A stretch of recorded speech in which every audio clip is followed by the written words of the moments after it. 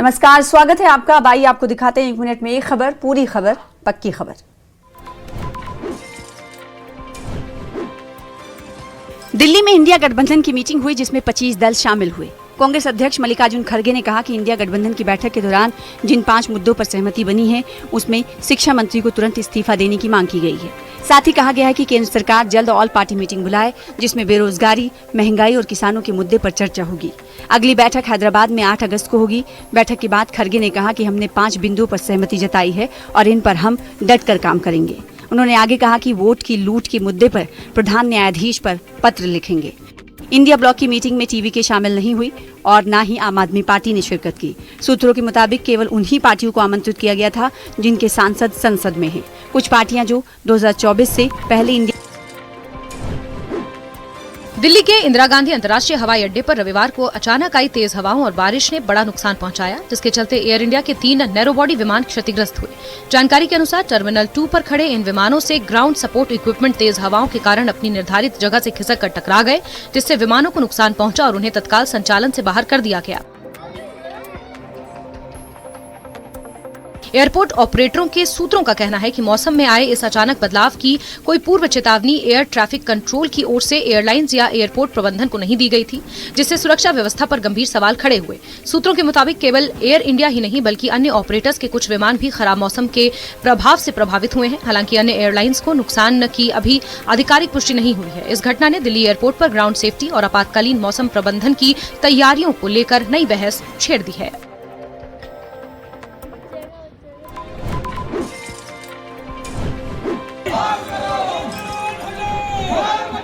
राजधानी दिल्ली के बदरपुर विधानसभा क्षेत्र के नहरपार इलाके में नगर निगम द्वारा ओ जोन के बोर्ड लगाए जाने के बाद स्थानीय लोगों में भारी चिंता और भय का माहौल है। मीठापुर, हरिनगर और जैतपुर समेत कई क्षेत्रों में लगाए गए इन बोर्डों पर स्पष्ट रूप से ये लिखा गया है कि ये क्षेत्र ओ जोन के अंतर्गत आता है, जहां किसी भी प्रकार के निर्माण या मरम्मत कार्य की अनुमति नहीं है और नियमों का उल्लंघन करने पर कार्रवाई की जा सकती है। इसके बाद से हजारों परिवारों को अपने घरों और भविष्य को लेकर चिंता सताने लगी है। लोगों को डर है कि दिल्ली के अन्य ओ जोन क्षेत्रों की तरह कहीं उनके घरों पर भी नगर निगम का बुलडोजर न चल जाए। स्थानीय निवासियों का कहना है कि ओजोन का दायरा यमुना नदी से 300 मीटर के भीतर के क्षेत्रों पर लागू होता है, जबकि मीठापुर, हरिनगर और जैतपुर जैसे इलाके यमुना से लगभग 3 से 4 किलोमीटर दूर स्थित हैं और यहाँ वर्षों पुराने गांव के साथ लाखों लोग निवास करते हैं। इसके बावजूद इन क्षेत्रों को ओजोन में शामिल किए जाने से लोगों में गहरा आक्रोश है।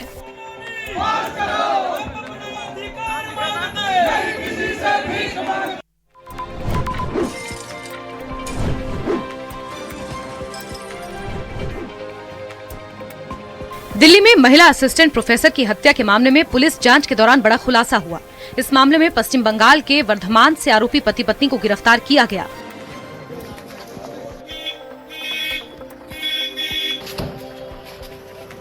जांच के दौरान घटना से पहले का सीसीटीवी फुटेज भी सामने आया है, जिसमें दोनों आरोपी प्रोफेसर के घर में प्रवेश करते हुए दिखाई दे रहे हैं। पुलिस के अनुसार हत्या के पीछे प्रॉपर्टी विवाद मुख्य वजह थी। मृतक प्रोफेसर का पश्चिम बंगाल में एक मकान था जिस पर आरोपी दंपत्ति कब्जा करना चाहते थे। बताया जा रहा है कि दोनों किराएदार थे और लंबे समय से प्रोफेसर की संपत्ति हासिल करने की कोशिश कर रहे थे।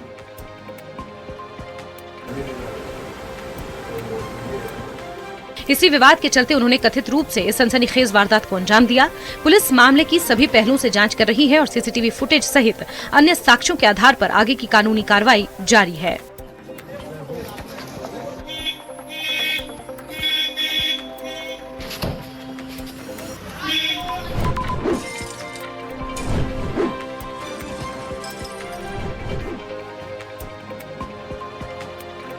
दिल्ली के मालवीय नगर अग्निकांड से जुड़ी एक और बड़ी और दुखद खबर सामने आई है। इस भीषण हादसे में मृतकों की संख्या बढ़कर 22 हो गई है। दिल्ली पुलिस के अनुसार आग की घटना में गंभीर रूप से घायल एक विदेशी नागरिक ने शनिवार देर रात सफदरजंग अस्पताल में इलाज के दौरान दम तोड़ दिया। बताया गया कि मृतक हादसे के बाद अस्पताल में भर्ती था और उसकी हालत लगातार गंभीर बनी हुई थी।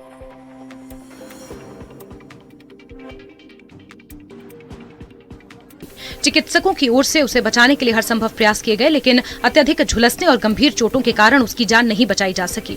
इस ताजा मौत के बाद मालवीय नगर अग्निकांड में जान गंवाने वालों की संख्या अब 21 से बढ़कर 22 हो गई है।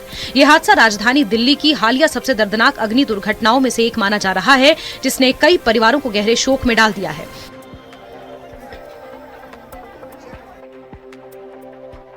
घटना के बाद से घायलों का विभिन्न अस्पतालों में उपचार भी जारी है, जबकि कुछ मरीजों की हालत अभी भी नाजुक बताई जा रही है।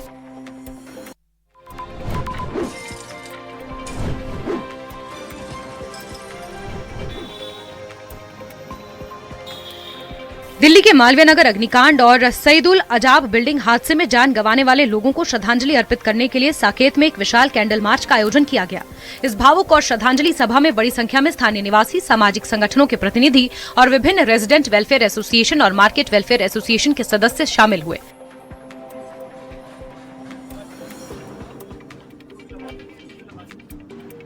कैंडल मार्च साकेत के जे ब्लॉक मार्केट से शुरू होकर पीवीआर साकेत तक निकाला गया, जहां लोगों ने मोमबत्तियां जलाकर हादसों में मारे गए लोगों की आत्मा की शांति के लिए प्रार्थना की और उनके परिजनों के प्रति अपनी संवेदनाएं व्यक्त की।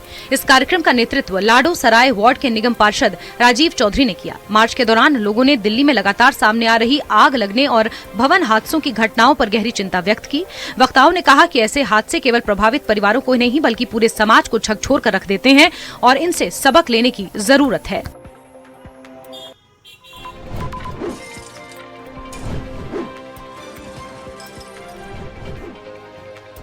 दिल्ली की मुख्यमंत्री रेखा गुप्ता के नेतृत्व में 14 जून को दिल्ली सरकार द्वारा यमुना तट स्वच्छता अभियान 2026 का भव्य आयोजन किया जाएगा, जिसका मुख्य उद्देश्य यमुना नदी को उसका पुराना गौरव वापस दिलाना, उसके तटों को स्वच्छ एवं सुंदर बनाना और नागरिकों में पर्यावरण संरक्षण के प्रति जागरूकता फैलाना है। इस महाअभियान में मुख्यमंत्री स्वयं भी शामिल होंगी और नागरिकों के साथ मिलकर स्वच्छ और स्वस्थ यमुना के संकल्प को मजबूत करेंगी। मुख्यमंत्री ने इस अवसर पर कहा है कि यमुना केवल एक नदी नहीं है, बल्कि दिल्ली की सांस्कृतिक, धार्मिक और पर्यावरणीय धरोहर है, जिसका संरक्षण केवल सरकार की नहीं बल्कि प्रत्येक नागरिक की भी जिम्मेदारी है। इसी भावना को जन जन तक पहुंचाने और व्यापक भागीदारी सुनिश्चित करने के उद्देश्य से ये विशेष अभियान आयोजित किया जा रहा है। 14 जून को यमुना रिवर फ्रंट के प्रमुख घाटों पर एक साथ बड़े स्तर पर स्वच्छता अभियान और जन जागरूकता गतिविधियां चलाई जाएंगी, जिसमें सफाई कार्यों के साथ साथ लोगों को नदी संरक्षण के प्रति जागरूक भी किया जाएगा।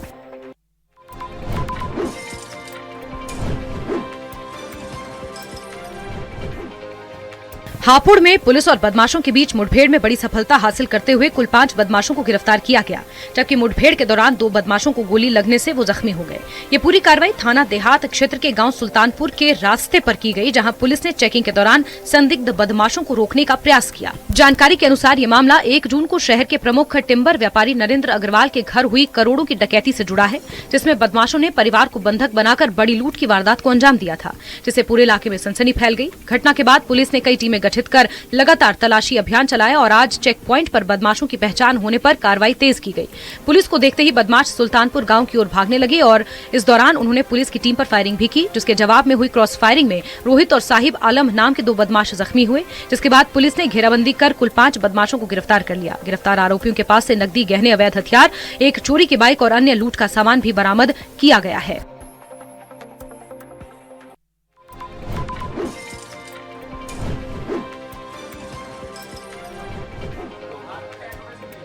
गाजियाबाद के थाना क्रॉसिंग रिपब्लिक क्षेत्र में बदमाशों के बढ़ते हौसले का एक सनसनीखेज मामला सामने आया। यहां कमला हॉल चौकी के पास एचपी पेट्रोल पंप के नजदीक कृष्णा नगर इलाके में रविवार तड़के करीब 3:20 पर घर के बाहर खड़ी 3 बाइकों को अज्ञात बाइक सवार बदमाशों ने पेट्रोल डालकर आग लगा दी। आग इतनी तेजी से फैली कि घर में सो रहे लोगों की जान भी खतरे में पड़ गई। पीड़ितों का आरोप है कि आगजनी के दौरान धुआं फैलने से कुछ लोग बेहोश भी हुए और किसी तरह पड़ोसियों की मदद से आग पर काबू पाया गया, जिससे एक बड़ा हादसा होने से टल गया। बताया जा रहा है कि घटना का सीसीटीवी फुटेज भी सामने आया है, जिसमें बदमाशों की हरकतें कैद हुई हैं। पीड़ित विनय और उसके साथियों का कहना है कि इससे कुछ घंटे पहले रात करीब 12:10 पर 2 संदिग्ध लोगों को पेट्रोल चोरी करते हुए भी पकड़ा गया था, जिन्हें पुलिस ने मौके पर पहुंचकर हिरासत में लिया था। आरोप है कि इसके बाद बदला लेने की नीयत से तड़के ये आगजनी की गई। पीड़ितों ने यह भी आरोप लगाया कि इलाके में पेट्रोल चोरी की घटनाएं भी लगातार बढ़ती जा रही हैं और कई बार शिकायत देने के बावजूद कोई प्रभावी कार्रवाई नहीं होती।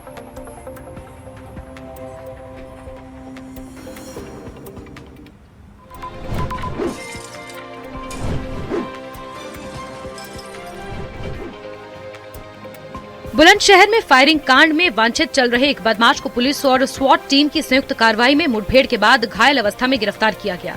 ये घटना थाना कोकड़ कोतवाली क्षेत्र के हसनपुर लडोकी बम्बे के पास हुई, जहां पुलिस टीम चेकिंग अभियान चला रही थी। इस दौरान बिना नंबर प्लेट की एक बाइक पर सवार होकर भाग रहे संदिग्ध बदमाश को रोकने का प्रयास किया गया, लेकिन उसने रुकने के बजाय पुलिस की टीम पर फायरिंग कर दी। जवाबी कार्रवाई में पुलिस ने भी फायरिंग की, जिसमें बदमाश कुलदीप के पैर में गोली लगी और वो जख्मी हो गया। इसके बाद पुलिस ने उसे मौके पर ही दबोच लिया और तुरंत हिरासत में ले लिया। गिरफ्तार आरोपी कुलदीप पर 15 मई को जितेंद्र उर्फ जीतू पर हुई फायरिंग की घटना में शामिल होने का आरोप है, जिसके बाद से वो फरार चल रहा था। उसकी तलाश पुलिस लगातार कर रही थी। पुलिस ने उसके कब्जे से एक अवैध पिस्टल, 4 जिंदा कारतूस, 2 खोखा कारतूस, 2 मोबाइल फोन और एक बाइक भी बरामद की है। घायल बदमाश को उपचार के लिए अस्पताल में भर्ती किया गया है, जहां उसकी हालत स्थिर है। पुलिस अधिकारियों के अनुसार इस मामले में आगे की कानूनी कार्रवाई जारी है।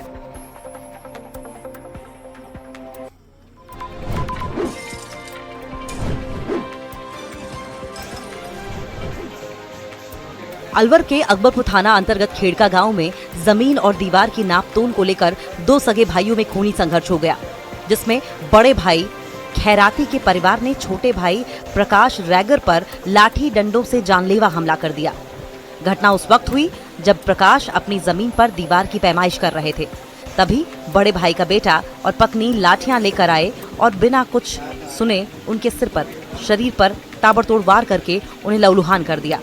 गंभीर रूप से घायल प्रकाश रैगर ने अस्पताल के बेड से आपबीती सुनाते हुए बताया कि हमलावरों ने उन्हें अधमरा कर दिया था, जिसके बाद उन्हें इलाज के लिए अलवर के राजीव गांधी सामान्य चिकित्सालय में भर्ती कराया गया। इस बेरहम मारपीट में प्रकाश के सिर में गंभीर चोटें आई हैं और फिलहाल अस्पताल में उसका इलाज जारी है। पीड़ित पक्ष की सूचना पर अकबरपुर थाना पुलिस ने मामला दर्ज कर लिया है।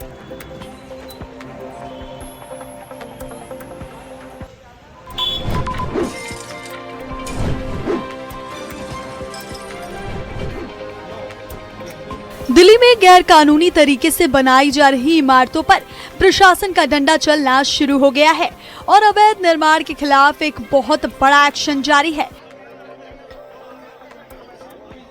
इस महीने की 1 तारीख यानी 1 जून से लेकर अब तक दिल्ली के अलग अलग इलाकों में ताबड़तोड़ कार्रवाई करते हुए 94 अवैध निर्माणों को जमींदोज कर दिया गया। प्रशासन का गुस्सा यही नहीं थमा, बल्कि नियमों की धज्जियां उड़ाकर खड़ी की गई 114 संपत्तियों को भी पूरी तरह से सील कर दिया गया। इन अवैध कब्जों और इमारतों पर सरकार का पीला पंजा यानी बुलडोजर लगातार गरज रहा है, जिससे भू माफियाओं और अवैध बिल्डरों में भारी हड़कंप मचा हुआ है।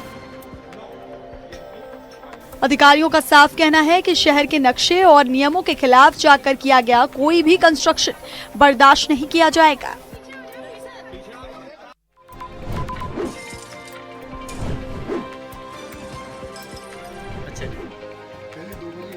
साइबर सिटी गुरुग्राम में बदमाशों के हौसले इतने बुलंद हो गए हैं कि उन्होंने एक रिटायर्ड कर्नल के घर को अपना निशाना बनाया और पूरे परिवार को गन पॉइंट पर बंधक बनाकर लाखों की बड़ी डकैती को अंजाम दे डाला।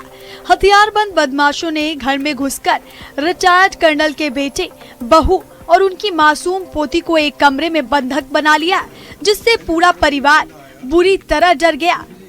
बेखौफ बदमाश करीब 1.5 घंटे तक आराम से पूरे घर की तलाशी लेते रहे और वहां रखे लगभग 12 लाख रुपए के सोने के जेवरात और 8,000 रुपए की नकदी समेटकर रफू चक्कर हो गए। डकैती की ये पूरी खौफनाक वारदात घर में लगे सीसीटीवी कैमरे में कैद हो गई है, जिसमें बदमाशों की हरकतें साफ नजर आ रही हैं।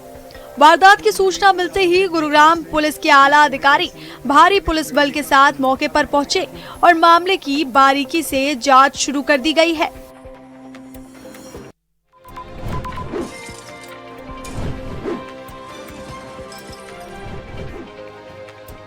एटीएम कार्ड बदलकर लोगों की गाढ़ी कमाई उड़ाने वाले एक बेहद शातिर गैंग के साथ ग्रेटर नोएडा पुलिस की आमने सामने की मुठभेड़ हो गई।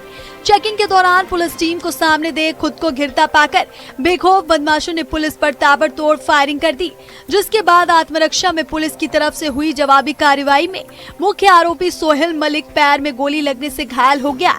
पुलिस ने मुस्तैदी दिखाते हुए मौके से भाग रहे सोहेल के 2 अन्य साथियों शोएब और राकेश कुमार को भी घेराबंदी करके धर दबोचा। पुलिस की कड़ी पूछताछ में इस गैंग की ठगी करने का बेहद चौंकाने वाला और अनोखा तरीका सामने आया, जिसे सुनकर अधिकारी भी हैरान रह गए। ये आरोपी पहले एटीएम मशीन के स्लॉट में चुपके से फेविक्विक डाल देते थे, जिससे पैसे निकालने आने वाले मासूम ग्राहकों का कार्ड अंदर ही फंस जाता था और मदद के बहाने ये उनका पिन नंबर देख लेते थे। उसके खातों से लाखों रुपए साफ कर फरार हो जाते थे।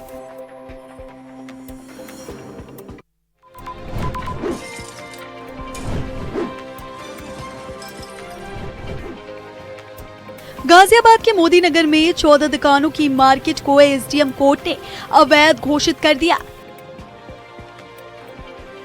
बेगमाबाद गांव में जामा मस्जिद के पास बनी दुकानों पर 2 करोड़ 22 लाख रुपए का जुर्माना भी लगाया गया है।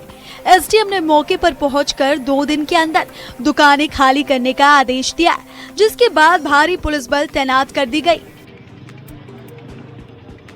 साल 2000 से पहले मस्जिद कमेटी और ग्राम पंचायत के बीच इस भूमि को लेकर विवाद था। बाद में ये मामला नगर पालिका परिषद और मस्जिद कमेटी के एसडीएम कोर्ट में चला गया। नगर पालिका परिषद इस जमीन को अपनी बता रही थी, जबकि मस्जिद कमेटी इसे अपनी संपत्ति मान रही थी।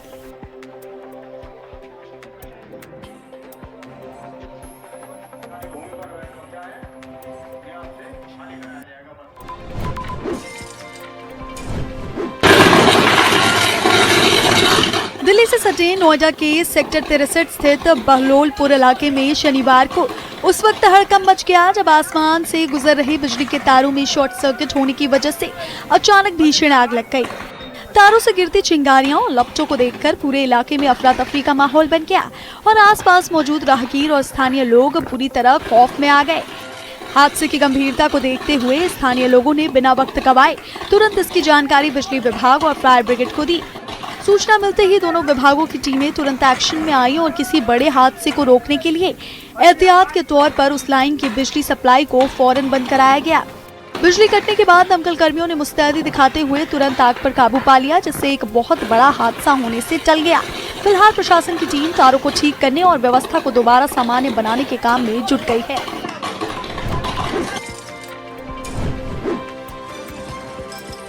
गाजियाबाद की इंदिरापुरम थाना पुलिस को बड़ी कामयाबी मिली, जहां पुलिस ने मुठभेड़ के बाद सड़क पर वारदात करने वाले बेहद शातिर स्नैचर और लुटेरे को गिरफ्तार कर लिया। दरअसल पुलिस की टीम इलाके में चेकिंग कर रही थी, तभी संदिग्ध हालत में आते देख जब आरोपी को रुकने का इशारा किया गया तो उसने रुकने के बजाय भागने की कोशिश की, जिसके बाद पुलिस ने घेराबंदी कर उसे दबोच लिया।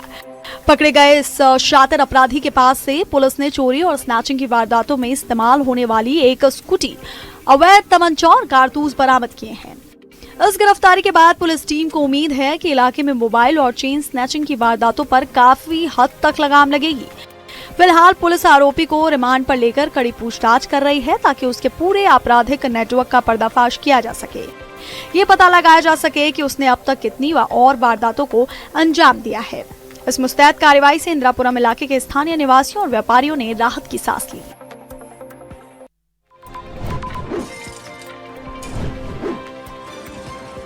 दिल्ली पुलिस ने एक बड़ी कार्रवाई करते हुए हिमांशु भाव गैंग के 3 शार्प शूटरों को गिरफ्तार कर लिया है।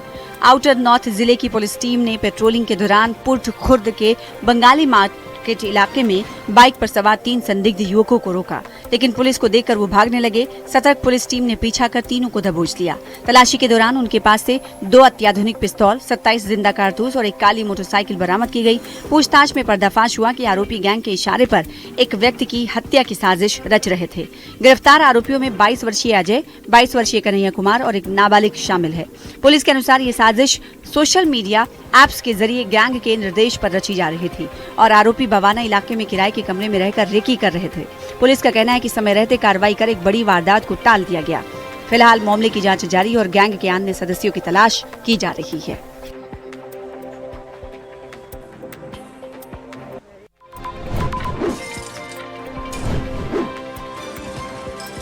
दिल्ली के कई घनी आबादी वाले इलाके में लोग रोज डर के साए में जीने को मजबूर है। हाल के अग्निकांडों के बाद भी बलजीत नगर और पहाड़गंज जैसे क्षेत्रों में सुरक्षा व्यवस्था को लेकर गंभीर सवाल खड़े हो रहे हैं। बलजीत नगर में स्थानीय लोगों का कहना है कि संकरी गलियां, मकानों से सटे बिजली के बोर्ड और सिर के ऊपर से गुजरते तार किसी बड़े हादसे को न्योता दे रहे हैं।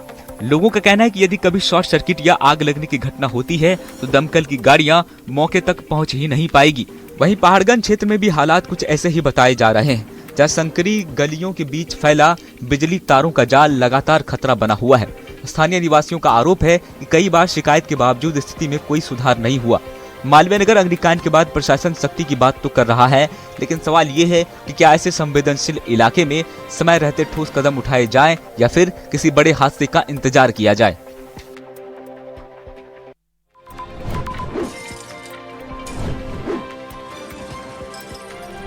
गाजियाबाद में सूर्या हत्याकांड और असद के इनकाउंटर के बाद प्रशासन लगातार एक्शन मोड में नजर आ रहा है। इसी कड़ी में इंदिरापुरम थाना क्षेत्र के कनावनी गांव में स्थित जामिया खलीफा रेजिडेंस ट्रस्ट नामक मदरसे पर प्रशासनिक कार्रवाई की गई है। कार्रवाई के दौरान भारी पुलिस बल मौके पर तैनात रहा और मदरसे को सील कर दिया गया। प्रशासन के अनुसार प्रारंभिक जांच में ये मदरसा बिना आवश्यक मान्यता और पंजीकरण के संचालित पाया गया और ये मदरसा बोर्ड में भी रजिस्टर्ड नहीं था।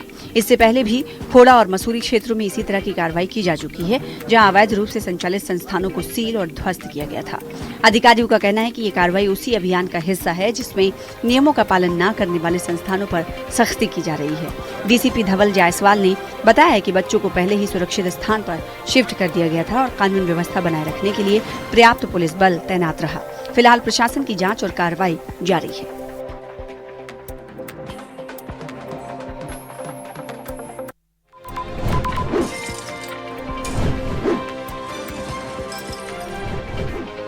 सोशल मीडिया पर इन दिनों एक भावुक कर देने वाला वीडियो लोगों का दिल जीत रहा है। वायरल क्लिप में एक युवक अपनी पहली कमाई अपने माता पिता को सौंपता नजर आ रहा है। जीवन के इस खास पल को देखकर घर का माहौल भावनाओं से भर जाता है। वीडियो में देखा जा सकता है कि युवक बड़े सम्मान और प्यार के साथ अपनी पहली सैलरी मां के हाथों में रखता है। बेटे की इस उपलब्धि को देखकर मां की आंखें नम हो जाती हैं और चेहरे पर गर्व भरी मुस्कान साफ दिखाई देती है। मां का ये भावुक रिएक्शन सोशल मीडिया यूजर्स को बेहद पसंद आ रहा है। कहा जाता है कि पहली कमाई का महत्व सिर्फ पैसों में नहीं, बल्कि उससे जुड़ी मेहनत, संघर्ष और परिवार के प्रति सम्मान में होता है। यही वजह है कि ये वीडियो लोगों का दिल छू रहा है। नेटिजन्स इस वीडियो पर जमकर प्यार बरसा रहे हैं। कोई इसे संस्कारों की मिसाल बता रहा है तो कोई माता पिता के प्रति प्रेम और सम्मान का खूबसूरत उदाहरण। यही कारण है कि ये वीडियो तेजी के साथ वायरल हो रहा है और अब लोगों को भावुक भी कर रहा है।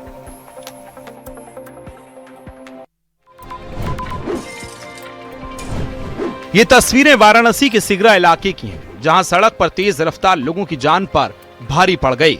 एक थार गाड़ी अनियंत्रित होकर लोगों की तरफ बढ़ती गई और पलक झपकते ही एक राहगीर उसकी चपेट में आ जाता है। टक्कर लगने के बाद शख्स मौके पर गिर पड़ा, लेकिन ड्राइवर ने गाड़ी नहीं रोकी, वो उसे भगाकर ले गया। बताया जा रहा है कि गाड़ी ने 3 लोगों को टक्कर मारी। लोग संभल भी नहीं पाए और हादसा हो चुका था। टक्कर लगने के बाद बेकाबू गाड़ी पास की एक दुकान से टकराकर पलट जाती है। घटना के बाद मौके पर चीख पुकार मच गई। स्थानीय लोग दौड़ पड़े। किसी ने घायलों को संभाला तो किसी ने गाड़ी में फंसे लोगों को बाहर निकाला। बताया जा रहा है कि गाड़ी को नाबालिग लड़का चला रहा था। उसके साथ उसके 2 साथी भी गाड़ी में थे, वो भी नाबालिग बताए गए। तीनों घायल राहगीरों को गंभीर हालत में अस्पताल में भर्ती कराया गया। नाबालिग लड़के की उम्र 17 साल है।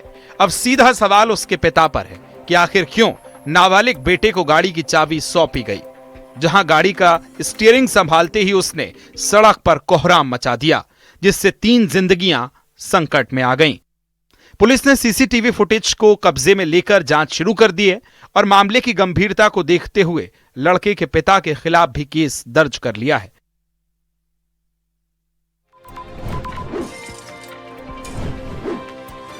प्रदेश में 22 अप्रैल से 4 धाम यात्रा के लिए हेली सर्विसेज चल रही हैं। इस बीच मौसम की दुश्वारियां भी बाधा बनी, लेकिन उसके बावजूद अब तक 50,000 से ज्यादा श्रद्धालुओं ने हेलीकॉप्टर से धामों में पहुंचकर मंदिर दर्शन किए हैं। IRCTC के जरिए टिकट बुक किए जाते हैं और फिलहाल प्रदेश में 8 एजेंसी हेली सर्विसेज दे रही हैं, जिनके 14 चार्टर एक दिन में 40 चक्कर लगाते हैं। फाटा, सिरसी, गुप्तकाशी, सहस्त्रधारा समेत जॉलीग्रांट से MI-17 के जरिए श्रद्धालु दर्शन करने पहुंचते हैं। अब जब मानसून का समय करीब है तो युकाडा यानी Uttarakhand civil aviation development authority के CEO आशीष चौहान ने बताया कि 15 से 30 जून के बीच हुई बुकिंग के रिव्यू करके ही उड़ान को लेकर फैसला लेंगे। मौसम खराब होने पर हेलीकॉप्टर का उड़ान भरना संभव नहीं होता। ऐसे में अब जब पिछले कुछ दिनों से पहाड़ों में मौसम खराब रहा तो उड़ानों पर भी असर दिखा और अब जब मानसून का समय करीब है तो पहले से बुकिंग के टिकट और आने वाले श्रद्धालुओं को दिक्कत न हो, इसलिए भी उन्हें पहले से ही जानकारी दी जा रही है।